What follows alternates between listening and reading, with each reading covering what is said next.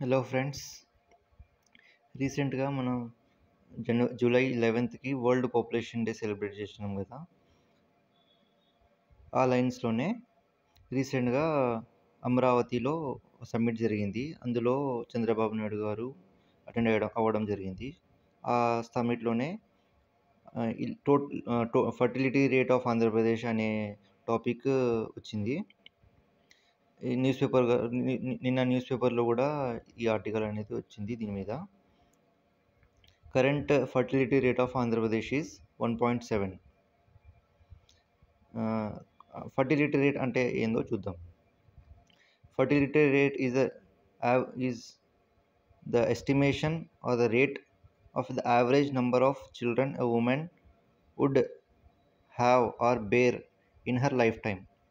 అంటే ఒక మహిళ తన లైఫ్ టైంలో ఎన్ని బిడ్డలను అయితే జన్మనిస్తుందో ఆ రేట్ని టోటల్ ఫర్టిలిటీ రేట్ అని అంటాము.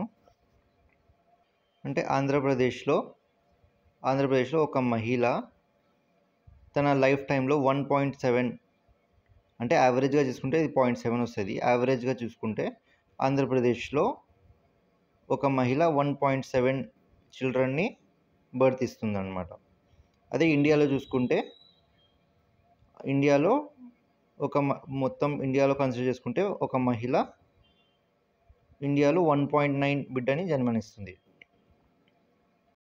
ఇక్కడ ఇంకో టర్మ్ ఉంది, standard replacement rate. Standard replacement rate is 2.1%. 2.1. ఈ స్టాండర్డ్ రిప్లేస్మెంట్ రేట్ అంటే ఏందో చూద్దాం. ఇప్పుడు మన పేరెంట్స్ ఉంటారు కదా, ఫాదర్ ప్లస్ మదర్, ఇక మన పేరెంట్స్ ఉంటారు కదా,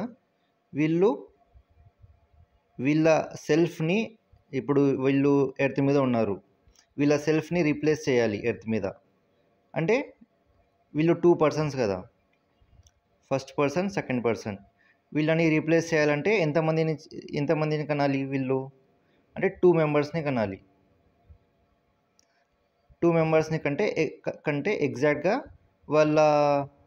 వాళ్ళని రీప్లేస్ చేసినట్లు అవుతారు. అంటే వీళ్ళు చనిపోయిన తర్వాత వీళ్ళ రీప్లేస్మెంట్ అనేది ఉండాలి కదా ఎర్త్ మీద, లేకపోతే పాపులేషన్ మొత్తం ఎక్స్టింక్ట్ అయిపోతారు. అందుకే మినిమం 2 మెంబర్స్ని కనాలి, పాపులేషన్ ఎక్స్టింక్ట్ కాకూడదంటే. అట్లా అని చూసుకుంటే ఇది టూ మెంబర్స్ని కంటే వాళ్ళ సేమ్ అంతే పాపులేషన్ ఉంటుంది. అంటే పాపులేషన్ స్టేబుల్ ఉంటుంది, ఏం పెరగదు. పాపులేషన్ పెరగాలి అంటే 0.1ని అంటే 2.1 మెంబర్స్ని కనాలి వాళ్ళు. అంటే యావరేజ్గా చూసుకుంటే కొంతమంది 2 చిల్డ్రన్స్ని కంటారు, కొంతమంది 3 చిల్డ్రన్స్ని కంటారు, కొంతమంది 4 చిల్డ్రన్స్ని కంటారు, కొంతమంది 1 చిల్డ్రన్ని కంటారు.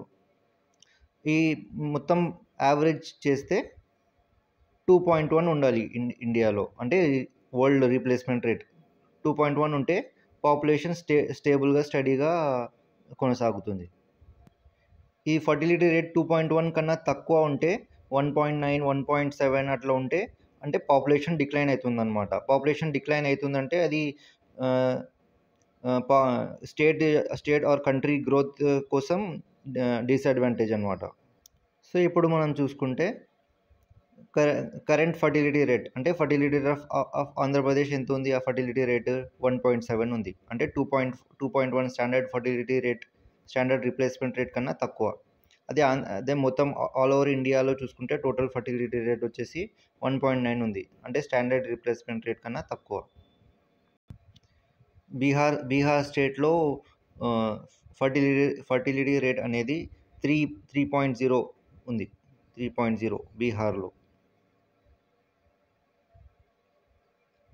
ఇది మొత్తం కంట్రీలో ఫర్టిలిటీ రేట్ ఉన్న హైయెస్ట్ స్టేట్ బీహార్. 1960s ఆ టైంలో మన ఇండియన్ పాపులేషన్ అనేది పాపులేషన్ ఎక్స్ప్లోజన్ జరుగుతుంది కదా. అప్పుడు రీప్లేస్మెంట్ రేట్ వచ్చేసి 6 ఉండింది.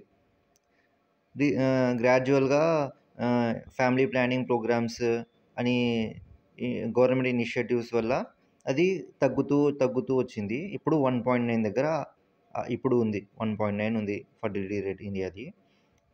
రీసెంట్‌గా చంద్రబాబు నాయుడు గారు గూడా చాలా స్టెప్స్ తీసుకుంటున్నారు. ఈ ఫర్టిలిటీ రేట్‌ని పెంచడం కోసం. లోకల్ బాడీస్‌లో గూడా రీసెంట్ వరకు 2 మెంబర్స్ కన్నా ఎక్కువ చిల్డ్రన్ ఉంటే వాళ్ళని ఎలక్షన్స్‌లో కంటెస్ట్ చేయకూడదు అని బ్యాన్ పెట్టినారు గదా! ఆ బ్యాన్‌ని గూడా ఆహ్, తీసివేయడం జరిగింది. ఎందుకంటే ఫర్టిలిటీ రేట్‌ని పెంచడం కోసం. So this was about the fertility rate. Thank you, friends.